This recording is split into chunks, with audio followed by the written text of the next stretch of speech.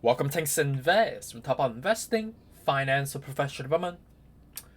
As the recording time of 9:11 a.m. on Eastern Time, Ethereum contract $1,143, up about 1.4% so far.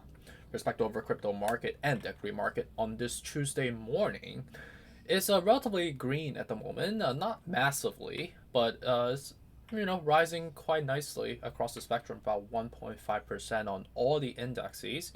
Oil has also dipped down back a little bit, around $110 per barrel. It's still high, but like not as high as like days ago when it was like $125 per barrel, which was just bananas. In respect to the 10-year yields, it's still high at 3.3%. So what's really driving this reversal that we're seeing across the spectrum is mainly due to the fact that the market is trying to recover from us, reaching to much lower level and confirm us in the recessionary type of environments.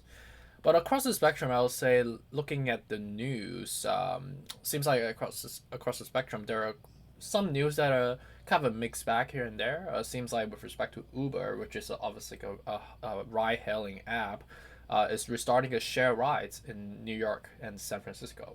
So I look forward to using Uber Pool again because I do not like to pay too much money for Uber. And also like obviously with the whole COVID situation, you know, people couldn't sit in the shotgun seats, right?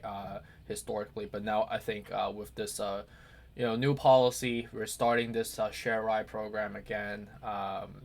In New York and San Francisco, which luckily I am based in New York, I get to do that again. But obviously, protect yourself with hand sanitizers and obviously gloves and whatever, masks, obviously. I foresee maybe some Uber drivers might even put like a shield in the shotgun seat area, just in between the shotgun seat versus the driver's seats. That's possible. So, interesting activity there.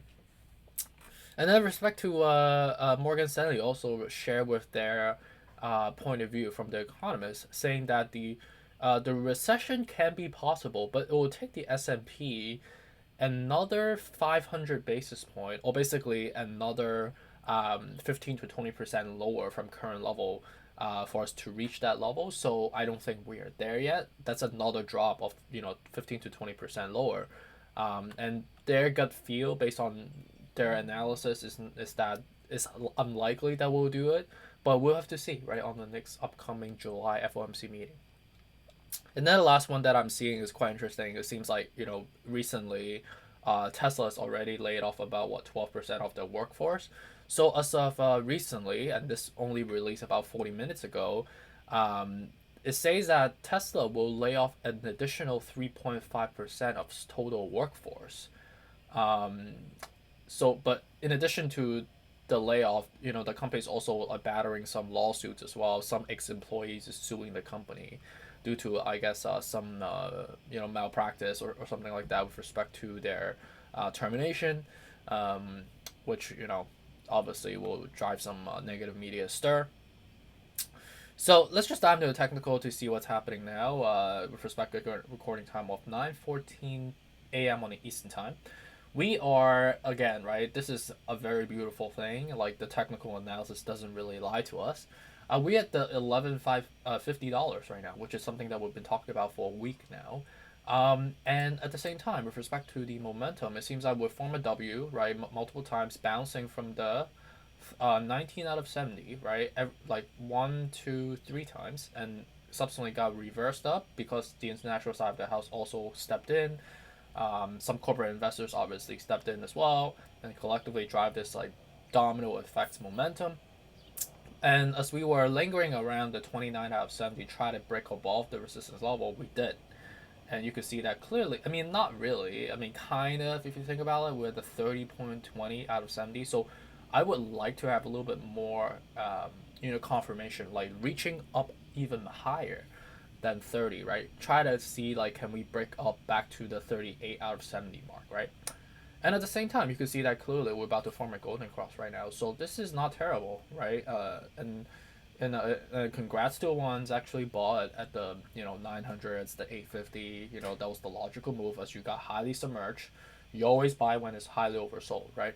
But in terms of are we still in a downtrend, we're still in a downtrend, right? Because we have multiple levels to go up from here. Um, despite how messy it looks from up there, but we always trade around these levels, so it's important for us to understand how the staircase will look like. So that's how the staircase will look like going forward.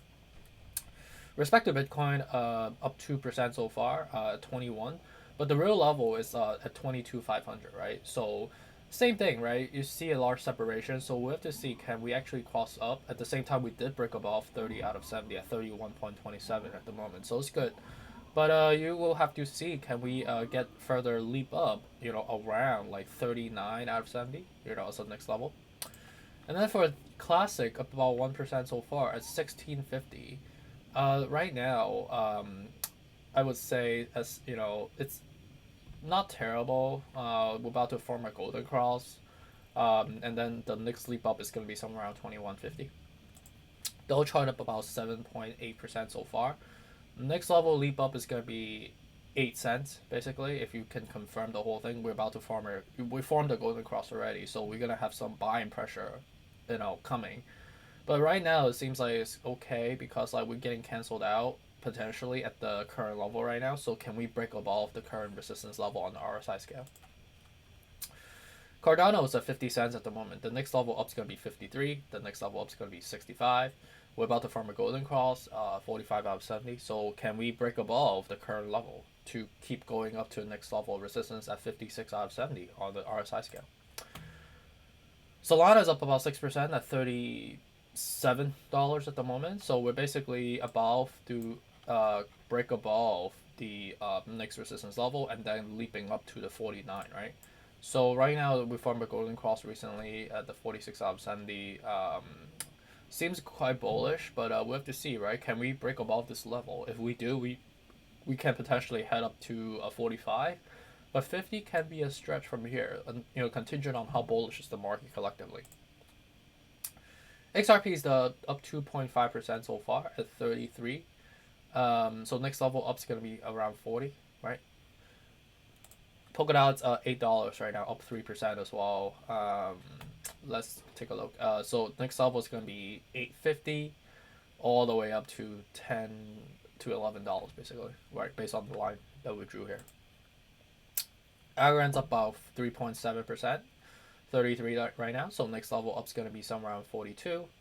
And we formed a golden cross, so I think we will have to check can we cross up to be at the 46 out of 70 on the RSI scale. Shiba Inu is up 21% so far, and right now we have a golden cross. At the same time, we basically in levitation mode again, but we have to kind of go up all the way to somewhere around like 1,050, which is a monumental resistance level.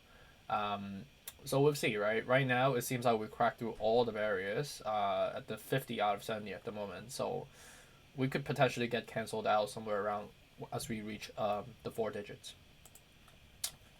MACTAC up 8.5%. So the next level is going to be 63. We'll have to see can we match with the 44 out of 70 on our RSI scale. And then for Avalanche, AVAX, next level up is going to be 25. Based on current setup, we have a cross section up already. Next level is going to get resistance around 30 or 40 out of 70. All right, so it seems like the market is rebounding, but we know that we have several levels to leap up from. We're about to form a golden cross, so across the spectrum is positive. I guess is neutral at the current level. We're still consolidating at the resistance level that we identified. So let me know if you have questions, and appreciate you for joining me again on this Tuesday morning. And yeah, it's good to see a green day, obviously, right? And appreciate you. Have a good day. Take care. Bye.